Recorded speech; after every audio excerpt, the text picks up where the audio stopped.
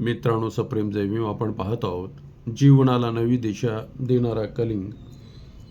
कौटिल्य आणि आपल्या अर्थशास्त्रात सम्राट अशोकाचे वर्णन खालील प्रमाणे केले आहे. प्रजा सुखे सुखम येद्न प्रजानाच हित हितम नात्मप्रियं राजन प्रजाना तु प्रिय हितम.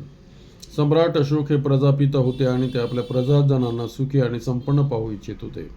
त्यांनी समाजात एक आदर्शवादी सामाजिक व्यवस्था स्थापन करण्याची परिकल्पना केली.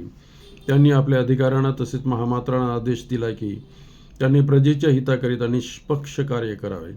यामुळे सम्राट अशोक अल्पावधीतच प्रजेचे चाहते झाले. पुन्हा संपूर्ण भारतवर्षात लोकशाहीचे विराट दर्शन होऊ लागले.